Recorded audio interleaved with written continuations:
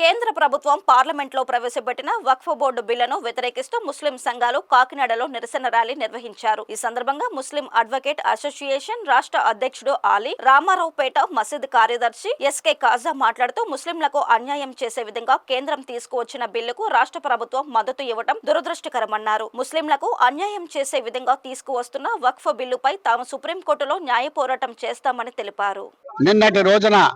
నిన్నటి రోజున పాస్ అయినటువంటి వక్ఫ్ బిల్లు చట్టంగా రూపొందించడం జరిగింది.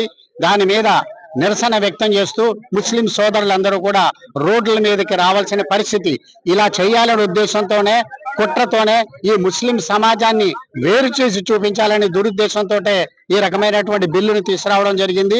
అల్లాహ్ పేరుతో ఇచ్చినటువంటి వక్ఫ్ ఆస్తుల్ని పూర్తిగా కాజేయడానికి, ముస్లింలు లేకుండా చేయడానికి ఏమైనా చెప్తే పార్లమెంట్ లో అన్ని చోట్ల ఏం చెప్తున్నారంటే అందరూ దోచుకు తింటున్నారని.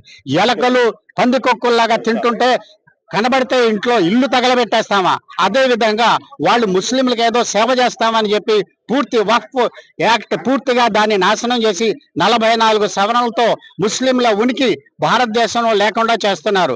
చాలా దురదృష్టకరమైన విషయం ఏమిటంటే భారతదేశంలో ఉన్నటువంటి లౌకికవాదులందరూ కూడా ఏకం అవ్వకుండా వారందరూ ద్రోహం చేశారు. ఖచ్చితంగా తెలుగుదేశం పార్టీ అలాగే జేడీయూ వీళ్ళిద్దరూ కలిసి నితీష్ కుమార్ గారు తప్పకుండా లౌకికవాదులుగా ముస్లింలకు సమాజానికి సహాయం చేస్తారనుకున్నాం, కానీ అలా జరగలేదు.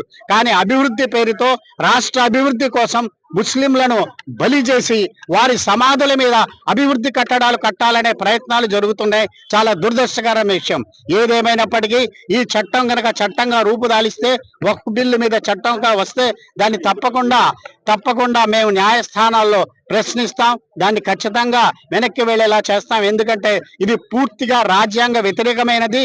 దీనివల్ల ఇది గనక అమలైతే ఈ దేశంలో శాంతి భద్రతలకు పూర్తిగా విఘాతం కలుగుతుంది, చాలా ప్రమాదకరంగా వస్తుంది, మత సామరస్యం లేకుండా పోతుంది. కాబట్టి ఖచ్చితంగా ప్రతి ఒక్కరు, ఒక ముస్లిం అని కాదు, ప్రతి ఒక్కరు భారతీయుడు అందరూ కూడా ఈ చట్టాన్ని నిరసించవలసిన అవసరం తప్పగా ఉంటుందని ఈ విషయం తెలియజేస్తున్నాను.